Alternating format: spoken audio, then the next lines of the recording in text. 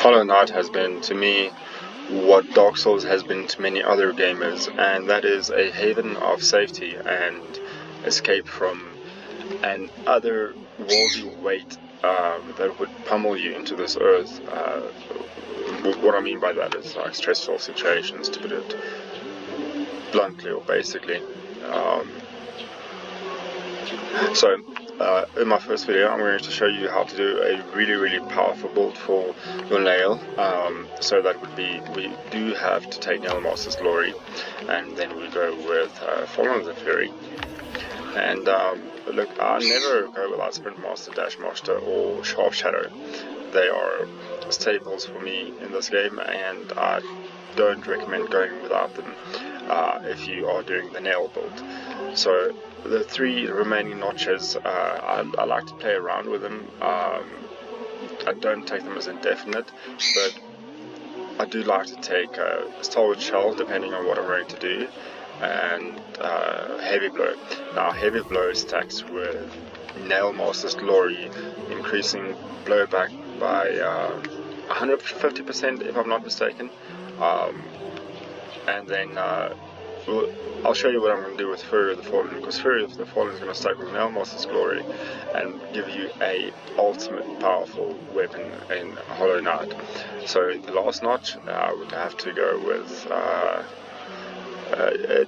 could always go without it, but I would go for Grubstone, why not? So we are going to do a Lifeblood core build. That is going to, as far as I know, give you the most damage on your nail arts that you can get. You see, I have not equipped Unbreakable Strength because it doesn't affect your nail arts, if I'm not mistaken, and I think I'm pretty correct on that. You see, now I've done the one thing that I always do when I do this build. Not always, but when you're not focused. So we are going to go back. Believe me, this has happened as often as Jews get circumcised. Me having to go back because I didn't prepare right for this build. So we're going to bench. So let's just prepare properly. We're looking to take damage. So this lovely little bugger over here, it reminds me of my friend Edward. You think he's dead and then he explodes. Not a friend anymore. I should have taken damage to that damn. So we'll take damage, and once more, if we can, well not can, but must, we'll do that with a little bug running around very close to the lifeblood.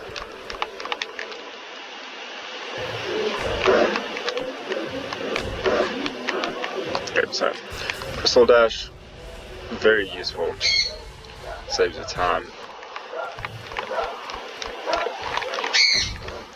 Okay, so here we go.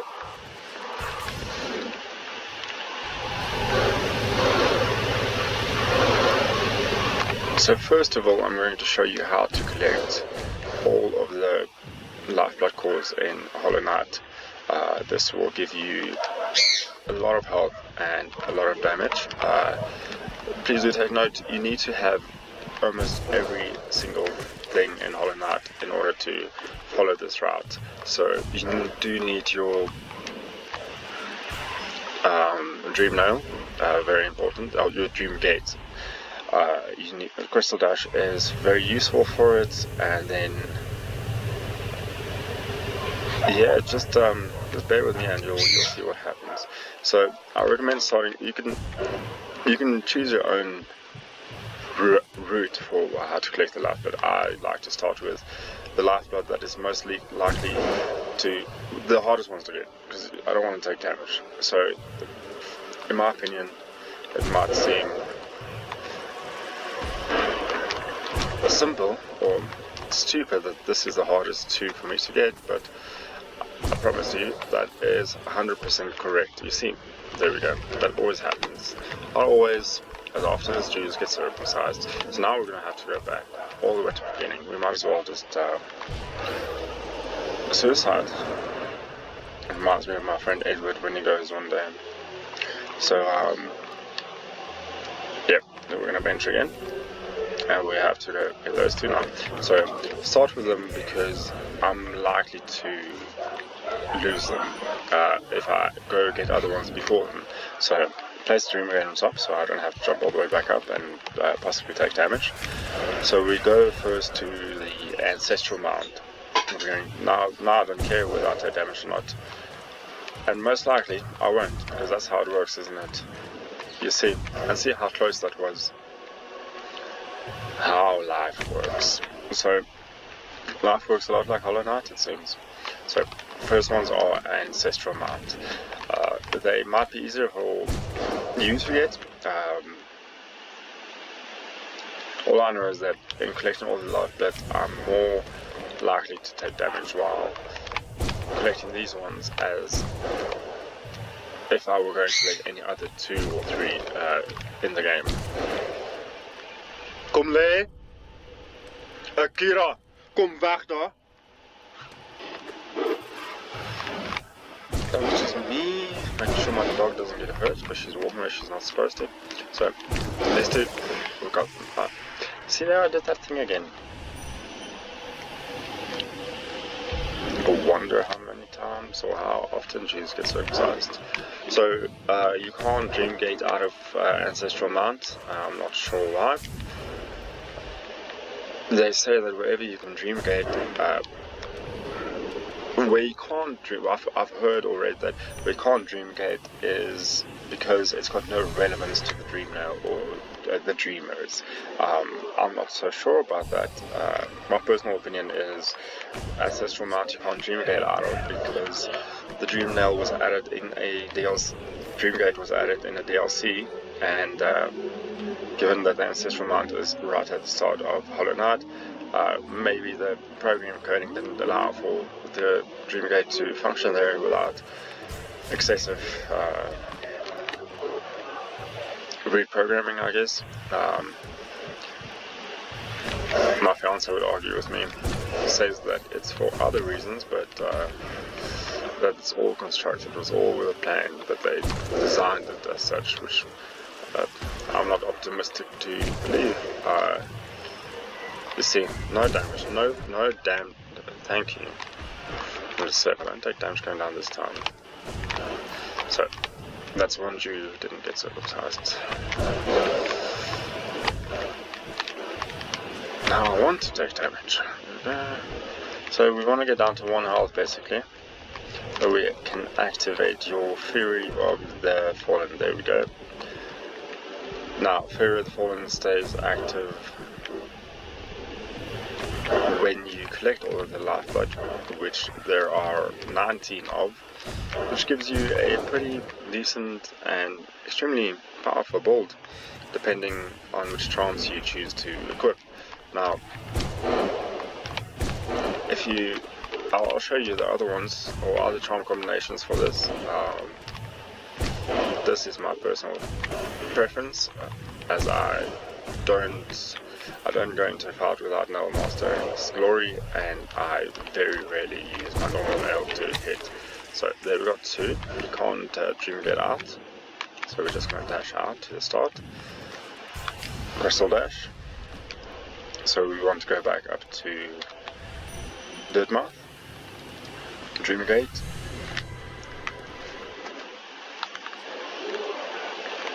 Now it's probably possible to do this without the Dream Gate, collect all of them, although I do foresee a very stressful journey in doing so. Dream Gate is very useful for this specific build. So you can just Crystal Dash all the way through. There's that little bugger walking there, but we don't have to worry about him. He's just going to be right underneath us. Okay, there we go. Yep, so we got those 2. Now we can Dream Gate back, closer to the fast travel point.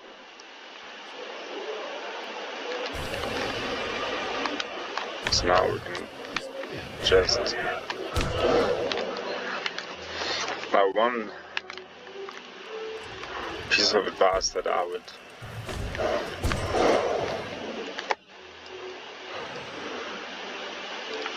yawned. Sorry, recommend is that what advice? Oh, don't bench, bro. Do you bench? Please don't. Not if you're doing this. If you bench, which I'm not going to do now, you lose your lifeblood because it replenishes your health and soul, and then you have to go do it all over again if you were doing this. And I have done that more than once on occasion while I've had all 19 lifeblood. Now, the other thing that I would recommend is wherever you go for fast travel points in this guide of mine, when you get close to a bench and you're going to use a fast travel point, crystal dash to it, because out of habit you will press up and bench, losing all of your lifeblood, and that can be quite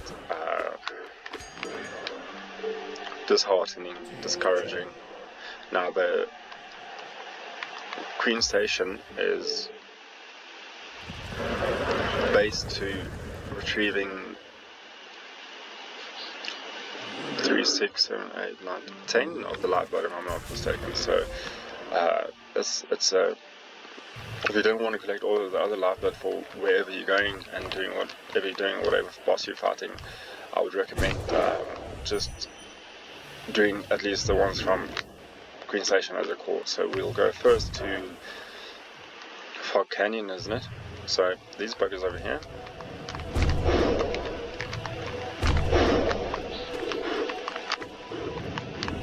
So I'm avoiding the big ones because they are extremely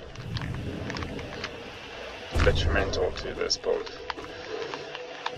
Or not build, but you see the point is you don't want to take damage in doing this. So we are just going to skip past them. Did you hear how I just said, just skip past them, as if they haven't killed me thousands of times during my gameplay. Now, I had a previous save file which had a 100 and, sorry, not 100, I've got 170 hours now. My previous save file, which I lost due to partitioning my hard drive, I had about 700 hours of gameplay on. It was quite disheartening losing it, but as Hollow Knight does teach you, if something bad happens, it's most likely your fault. You could have prepared. So we're going to Dreamgate back to Queen Station now.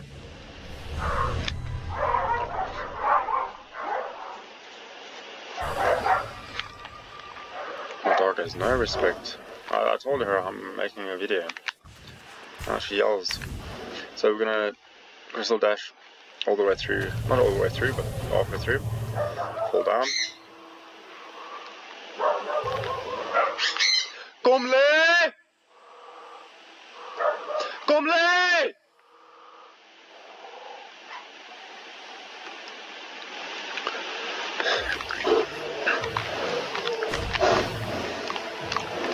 Yeah, so there's one bugger walking down underneath here. You wanna hurt him before he hurts you. Then we've got my all ever present friend. That is actually Brenda down there.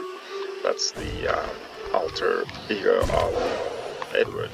Now, you might ask why I say so. Well, because when you kill her, she explodes. So, right past. Not that I killed my friend Edward. Not about that at all.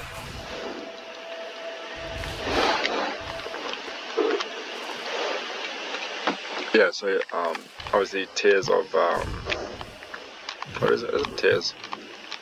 Whatever, Tears of Isma, yeah. That helps you walk through the acid is very useful as well. I would have taken damage there had I not worn that, because I had not had that. So probably the trickiest. See, I was just saying it's the trickiest getting down here, and there I lose one. So I'm just going to continue. I mean, I've done this 1,000 times, and so you want to zigzag through here. That's the best way to get through here without taking damage. If you do that, you're a dumb fuck like me.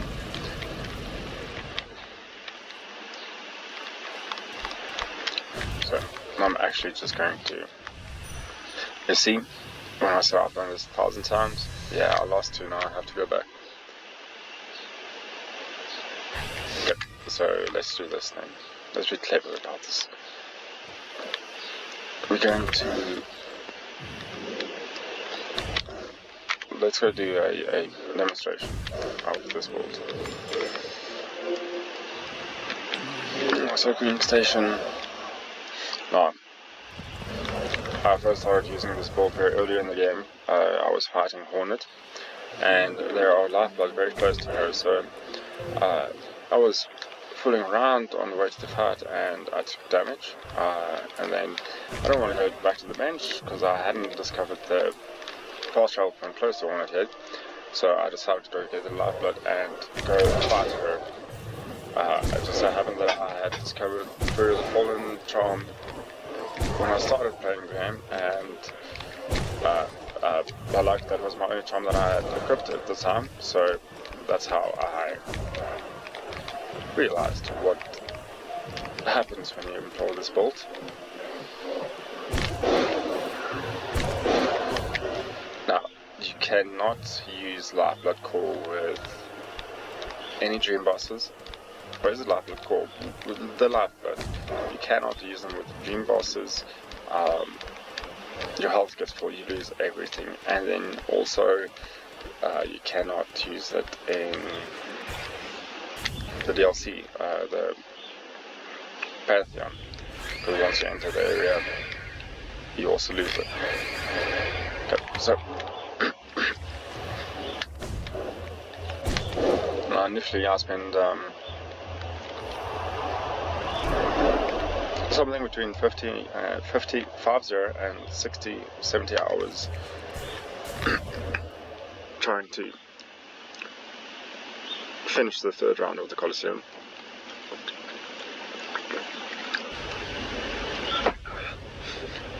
It's like that, congratulations, someone from Barcelona, and dedication, work so hard, forgot how to vacation. So yeah, so this is basically a one-hit, most of them, kill. If you know where they spawn after playing 60, 70 hours, then you're more likely to be able to kill them as they hatch. Now, I do have Nail Master's Glory equipped, making me charge my nail faster, otherwise I would not be able to do this as I am doing it right now.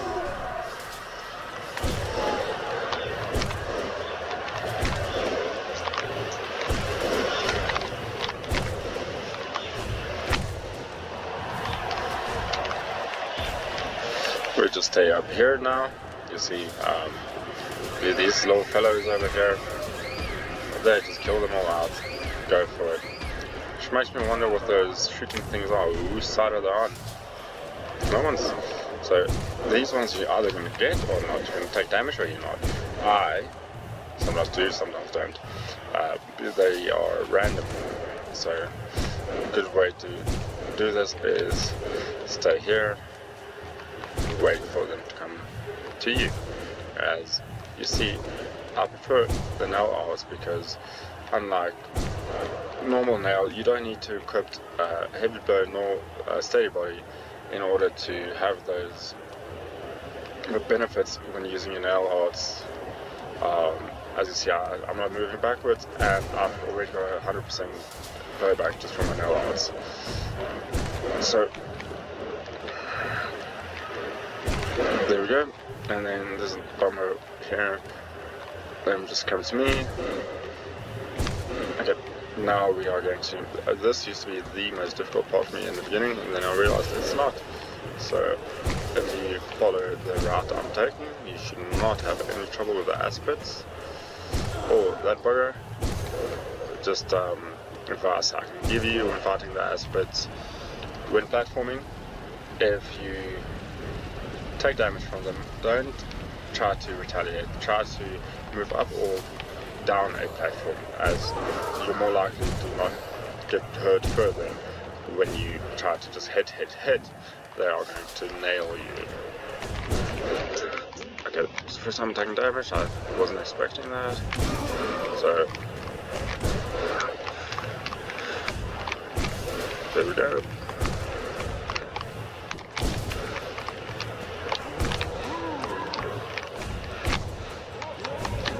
Also over here, I recommend using the walls as often as you can.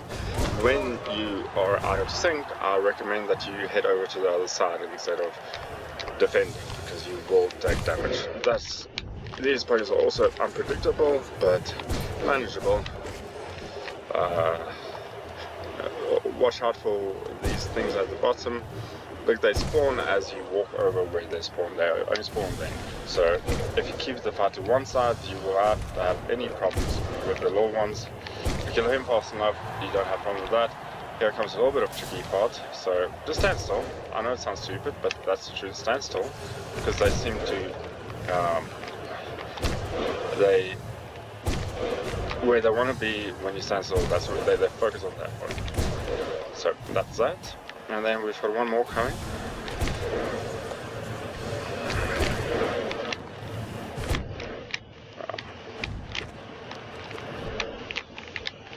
That was a bummer, man. Really a bummer.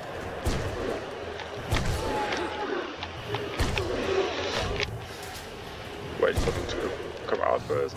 Got enough time to charge and hit without them knocking you if you die on the right. Then we got a big buy. Just do your spin out. It's really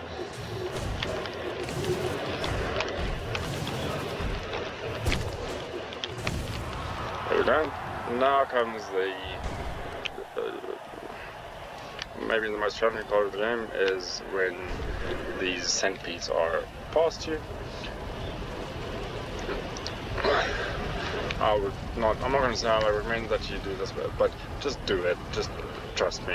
When doing this, I recommend not using your joystick for moving left and right. Use your analog stick. What is it? Is it analog? Whatever they are. Just the normal, not sticky, because you're going to make mistakes doing a spin dash, spin out instead of that.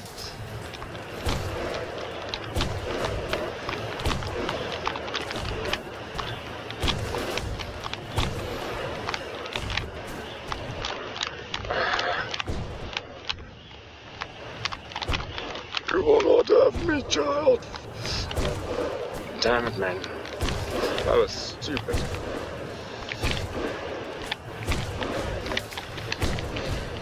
Ah, damn it.